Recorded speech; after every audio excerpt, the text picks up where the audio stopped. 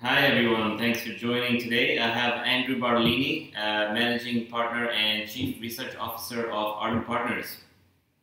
How are you, Andrew? I'm doing great today, Vishal. How are you? Good, thanks. Good. Thanks for joining us today. We're really just going to go through some questions around recent research that Ardent has published, and of course just get Andrew's insights on some topics that we've been researching, that Ardent Partners has been researching, around the future of business, the future of procure-to-pay. So I'll just start with a couple of questions, Andrew. You recently published a report that Tradeshift sponsored, ePayables 2014, The Quest. Can you share some of the key findings from that research? Absolutely. So this is our third annual research report focused on accounts payable automation and AP in general, drawn from about just under 200 AP and finance professionals, drawn globally across industry and across geography.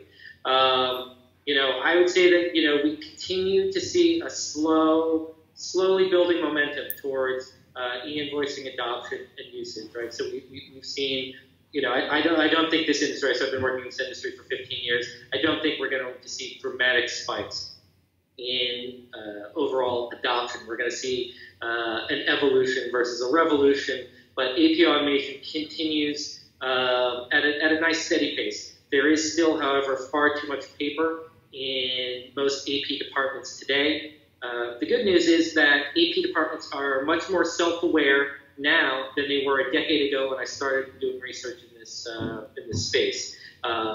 Reducing costs and driving efficiencies remains the top priority and goal for AP organizations today.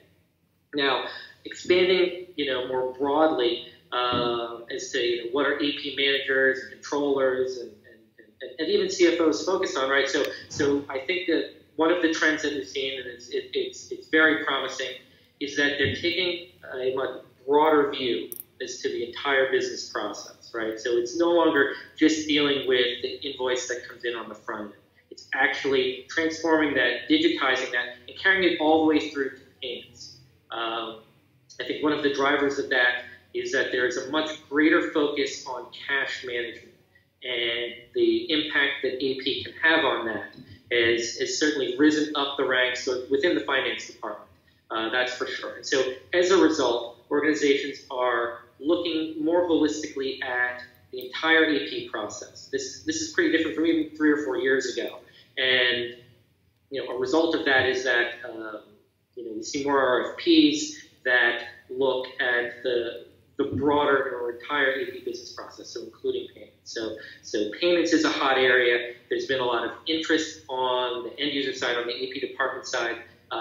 We've seen a fair amount of innovation too on the solution provider side. But I'd say that one other area that is really rising in focus is the connectivity and collaboration with suppliers, right?